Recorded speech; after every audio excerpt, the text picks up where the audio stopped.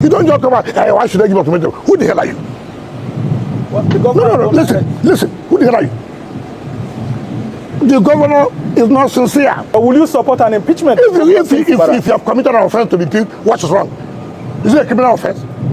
It's provided in the Constitution. You can't just wait till 2027 to vote him out. No be small gbas they happen for Rivers State again. But last, let me gist you. Now, since after this Supreme Court judgment on this issue between Wike and Fubara, or should I say between Fubara and the 27 lawmakers, it was just as if the whole case was rekindled once more and it started heating up. And you know, if you have been following this channel steadily, you will understand that I said this thing in my previous videos, that are you sure if Supreme Court gave their judgment that it is going to become the end to this case between Wike and Fubara, or is it going to be the beginning to the start of a new drama altogether? But with the way it is going now, it seems that it is just the beginning to the start of a new drama. Now, because Wike has granted an interview again and saying Gaba, few days ago, we saw Fubara locked out of the Amewure-led assembly of the same state that is governor of. Now Wike granted a new interview and saying Gaba, say lie, that even if they impeach Governor Fubara, nothing will happen. And it is not against the law. I was like, what is going on? Plus so many other strong statements he made in this video. In fact, if you listen to this Wike interview, you will understand that there is fire on the mountain. But not to worry, because I'm going to allow you to listen to Arise News Crew and see how they clarify all those statements and let you know what is going on and with it. But anyway, sir, let me allow you to listen to that. But as you are listening, make sure you are clicking on that share button and also subscribe in case if you have never done so for more updates. And after that, I'll be back. Let's go there. Minister of the Federal Capital Territory, FCT, Nyesom Wike, yesterday scoffed at threats of consequences over purported plans to impeach River State Governor Siminalayi Fubara, saying the sky is not going to fall if he is impeached. Wike's comments came after the River State House of Assembly, led by Martins Amewule, yesterday denied Fubara access to the Assembly premises for a representation of the 2025 appropriation bill, which was ordered by the Supreme Court. This ministerial briefing in Abuja by the FCT Minister Nyesom Wike on issues affecting governance in the Federal Capital Territory and local politics in Rivers State. He's quick to address the current political challenges in his home state. Wike threw his full weight behind the Martin Amewule-led Rivers State House of Assembly members over their refusal to allow Governor Sim Fubara to present afresh the 2025 budget in line with the Supreme Court judgment. If they say, we are going on recess for the interest of the state, if you can present the budget, we'll do for them, because we're living on recess. Had they not done well, all you would have done as a sincere person is to say, look, no, it's too urgent for me. Can you shift your recess? Give me 1 week.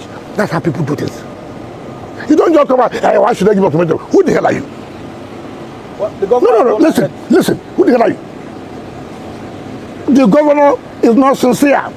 The Rivers political godfather also says he's willing to give full backing to any impeachment attempt at ousting Governor Sim Fubara for alleged constitutional breaches, noting that impeaching Fubara is not a criminal offense. But will you support an impeachment? If you have committed an offense to be impeached, what is wrong? Is it a criminal offense? It's provided in the Constitution. You can't just wait till 2027 to vote him out. Am I a member of the Assembly? The point I'm making, if you have committed an infraction of the Constitution and the Assembly deems it fit to say you should be impeached, let me tell you, politics is not played just like this. Is it the first person that people have threatened about impeachment? Don't you know what to do? What is all this do about you? He also tackled Ijaw leaders and ex-militants threatening to blow oil pipelines if the governor is impeached. And for those political leaders in Rivers State backing the embattled Governor Fubara, Wike has this to say. All of us know ourselves. You make appointment of MD of NDC, they threaten, they blow pipeline. You make appointment here, they threaten, they blow pipeline. What kind of country are we in? As a sitting president, you threaten me that if you follow what the court said, I will blow up everywhere. Let the whole place be blown off. The political crisis in Rivers State has taken a new dimension following a Supreme Court judgment that affirmed the membership of the 27 pro-Wike House of Assembly members and nullified the local government election conducted last year. Well, the saga continues, is what some may say. Rufai, your take on this? I know we delved into this a little bit yesterday as well. Couple of things, like I said yesterday. Impeachment is on the cards. After this press conference with Wike, I'm now very sure. Because Wike's words, not my words. Nothing will happen if impeachment is done. He even went further to say those that are threatening and saying all sorts. He said, what's the big deal about it? Then he went and attacked or sounded off on the comments made of the people of the Ijo extraction. You see, that Ijo conundrum was easier for Wike than when he wanted to play the politics of governance in Rivers. He played the Ijo card with Fubara. Today, the same Ijo people are talking. He's saying, is it only them? Is it only them? So that's to show you, when this Baba Sokwe crazy politics starts, and Baba Sokwe crazy is my coinage for government of the Godfather, it's always about their own interest. Today, the Ijo people that Wike is pushing back on, and the likes of Pandev, this was the same card he played when he was about to bring Fubara in. The fact that, oh, it's going to be the first Ijo person. So, like Dele Faro TV says, don't die in their war. Then the drama of what happened yesterday. Alagbo George, the spokesperson of the Rivers State House of Assembly, said, oh, Fubara is the issue. They had sent him a request to come all this while. He rebuffed them. Now he's coming for drama's sake. Is that why they should close the gate against the governor? All of a sudden, Mr. Wike is holding the ace in this fight. He's now saying, respect the rule of law. But you see, the truth is, Mr. Wike cannot do this without President Tinubu. The buck will stop at the door of the president. Just like it has now showed with the meeting of the Lagos lawmakers yesterday with the president, that everything that happened in Lagos, he knew about it. But the question I keep asking is, you keep emboldening this Mr. Wike. Hope you will not complain when he wants to challenge you with that power you embolden him with. Because we have seen the rise and fall of godfathers. And we also forget that godfathers have godfathers. So we should be careful. It's already on the card. I don't know how Fubara is going to be able to get out of this. It's his fight to fight. Will he be able to fight till the end? I don't know. But with that indication of if he's impeached, what will happen? Heaven will not fall. It's an indication that might be on the cards. So the drama in Rivers have continued, being aided by Godfather and Baba Sokwe crazy. But the Godfather that is aiding a Godfather should remember that at some point, Godfathers will also fight. Maybe God the Father will settle them. Okay, first, the timeline of the conflict in Rivers State, which has now become a house of war and an affliction on Nigeria. Now, as we know, former Governor Wike, now Minister Wike, insisted that he brought Simi Fubara to be governor. That in itself is a comment on the status of Nigeria's democracy, on the integrity of democracy in Nigeria, that people will have the confidence publicly to say, I installed this person, I did. Wike has said many times that he financed it. Fubara did not spend any money to become president. To the extent that we're still in 2027, many years after the return to civilian rule in 1999, the godfathers will still say that I put you there and I will tell you what to do there. It's an assault on the choice of the people, on the freedom of the people to choose their own leaders. That's number one. And Wike has been very insistent on this fact. And that is the foundation for the claims that he makes to Rivers State. Number two is that we have seen a situation like this before in the past, when they had the Wild Wild West. It was also about conflict among godfathers and even the intervention of the federal government supporting one party against the other. And the West, you had that blowout. There's a script called The Blowout, focusing on that particular issue. Now, I think that it would be very unfortunate if Nigeria repeats that ugly history and you have a second blowout coming from the South from Rivers State, because it would seem to me that the objective practical conditions that we have seen in Rivers State will seem to be very similar to the kind of blowout that we experienced in the Wild West in the First Republic. And that means that President Tinubu's work in terms of how he has intervened in Rivers State is not finished. He has to make sure that there is not a blowout from that region on his head, creating problems for the greater Nigerian polity. What is the third point? Now let's go to the details. Now, as part of this crisis, the president intervened the first time.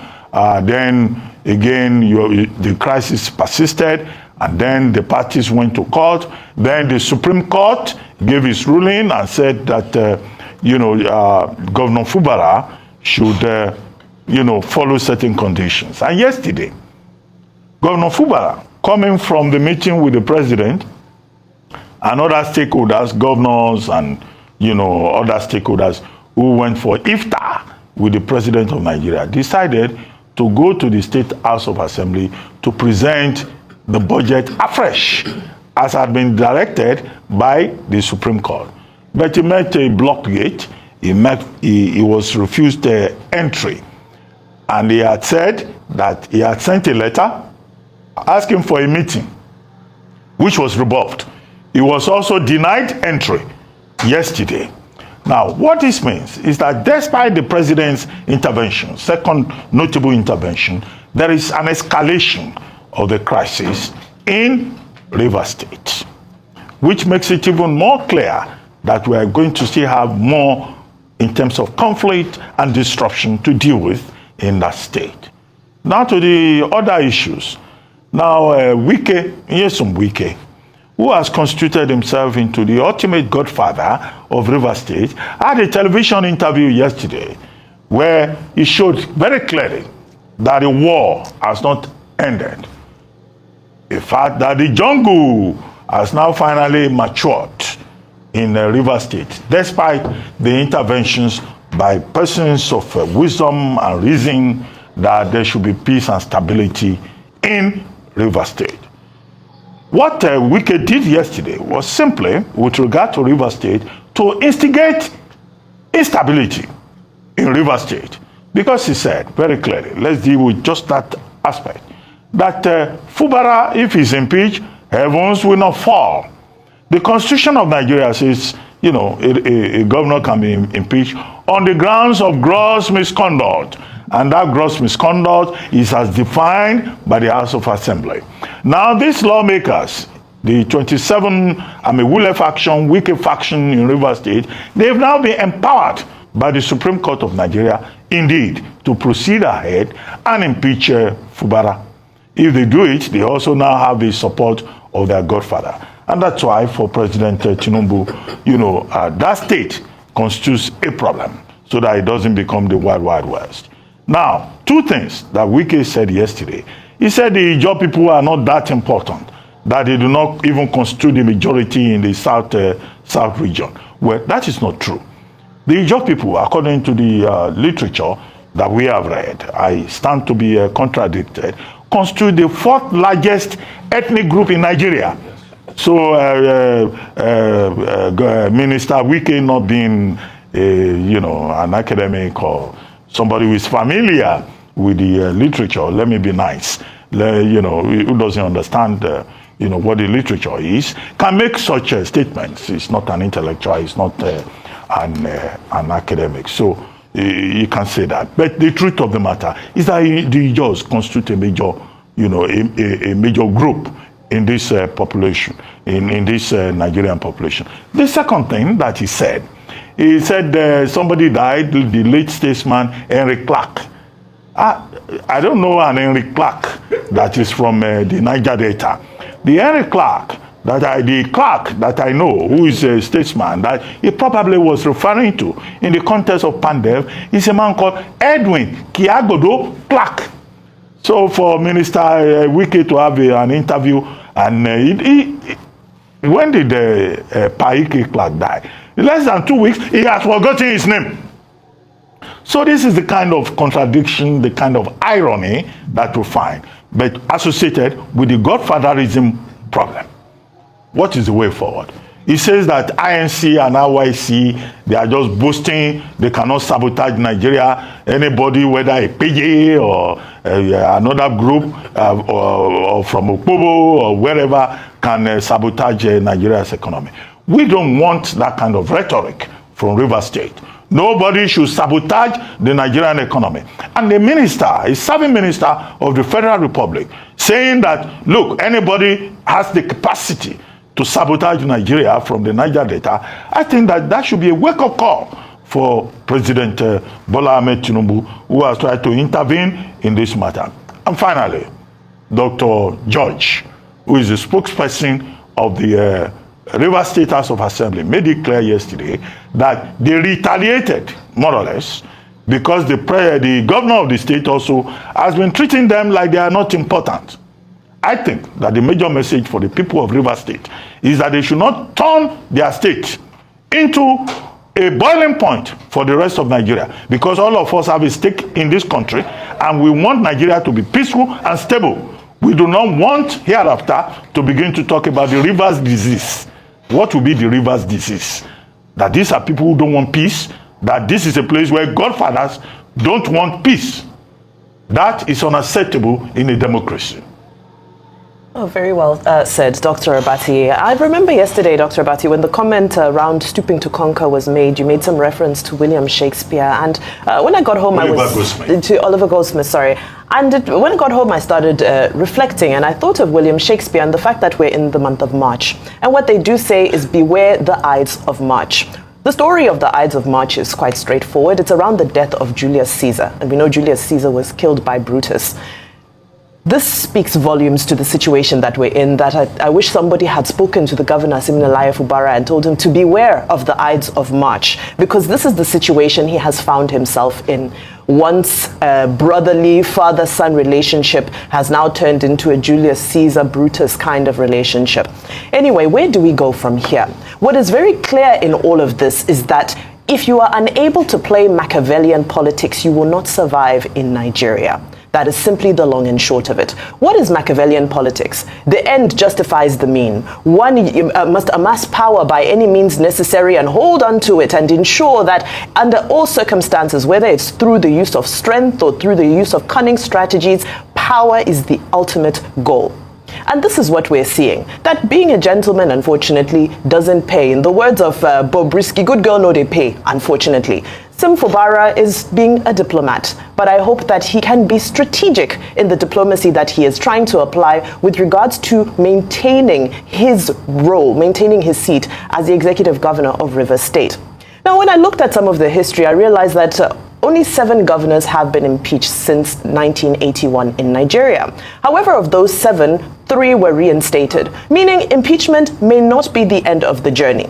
Some of the conversations we need to start having around this is, what are the grounds for impeachment, and is it possible that this matter will end in court? When it ends in court, how likely is it that he will be reinstated like Rashidi Ladoja of Oyo State, Peter Obi of Anambra State, Joshua Daria of Plateau State?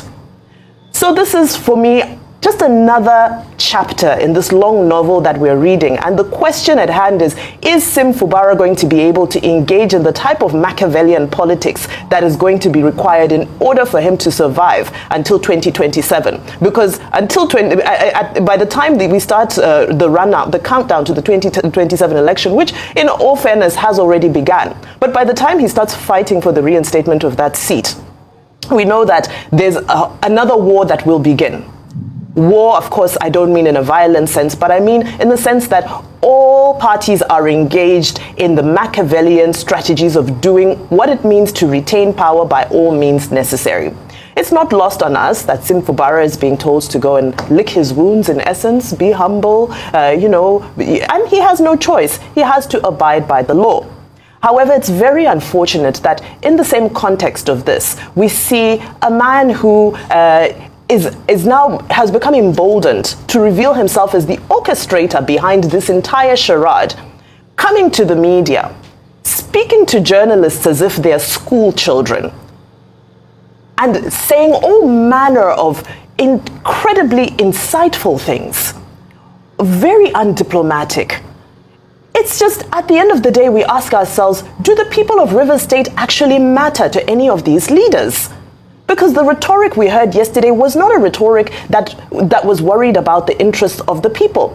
Because remember, if we start going through the process of impeachment, the process of replacing the governor and all of that, this is all time that's supposed to be used for governance that is being wasted on useless power plays.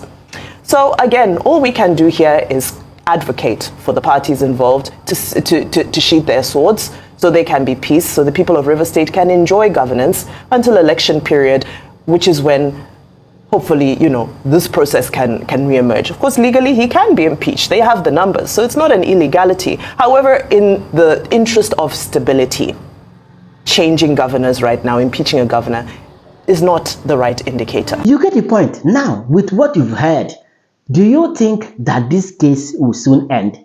Or we should just sit and relax and watch another ride, or should I say, another dimension on this particular case? In fact, what is going on? But nevertheless, let me allow you to share your thoughts with me on the comment section. And of course, you know the vibe now. Click on that subscribe button, follow, and share for more updates. Because like this, we move